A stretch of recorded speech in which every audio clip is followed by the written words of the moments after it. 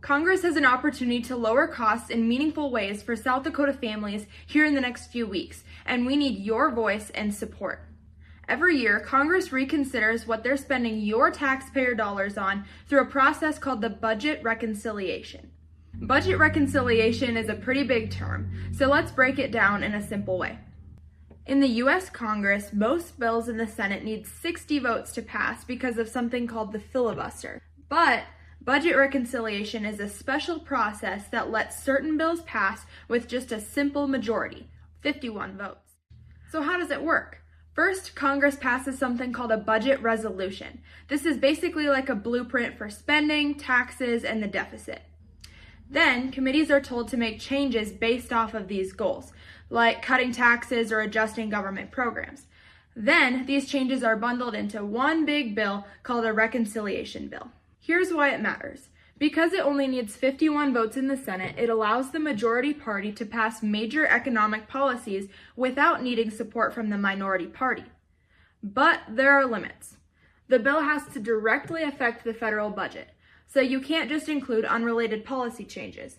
There's also something called the Byrd Rule, which blocks provisions that don't clearly impact spending or revenue. For example, in May of last year, I went to D.C. with a legislative action committee called Concerned Women for America. We met with our South Dakota senators and asked them to consider taking Planned Parenthood out of the federal budget using the budget reconciliation process, as Planned Parenthood was receiving over $6 million annually of taxpayer dollars to fund abortions, gender dysphoria, and all kinds of things that we're just not okay with our dollars going towards. And it worked. Planned Parenthood was cut from the federal funding using the budget reconciliation process.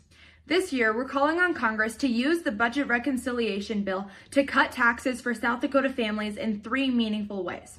First, Congress can increase the child tax credit. While it was recently adjusted from $2,000 to $2,200, it still falls short of the inflation-adjusted value of $2,500. J.D. Vance proposed $5,000 in the child tax credit, and we would agree with that. We're just hoping for some sort of increase in relief there. Second, families should receive more of the child tax credit upon starting employment. Currently, families have to earn $2,500 at a job before qualifying for the child tax credit.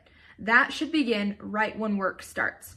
And finally, the child and dependent care tax credit should be available for all families with earned income.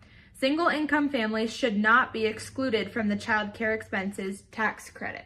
To find out how you can have a voice in the budget reconciliation process, check out our recent Facebook posts at SD Families or visit our website, sdfamilyvoice.org.